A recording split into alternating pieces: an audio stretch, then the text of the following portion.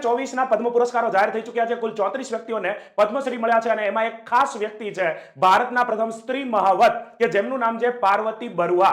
પાર્વતી બરુઆ આસામના ગૌરીપુર જે પ્રાંત છે એમના પિતાજી ત્યાંના રાજા હતા. એક રાજાના પરિવારથી એક ઉછરેલી દીકરી કે જેમના શાહી તબેલામાં 40 હાથીઓ હતા અને માત્ર 14 વર્ષની ઉંમરે તેણીએ હાથી ઉપર સવારી ચાલુ કરી અને હાલ તેઓ 67 વર્ષના છે. 1954માં જન્મેલા અને હાથીઓમાં એટલો રસ એમને દાખવ્યો કે 3 રાજ્યોની અંદર હાથી અને માનવ વચ્ચેના સંઘર્ષના જે મુદ્દાઓ છે એ પણ તેઓ એવું કહ્યા.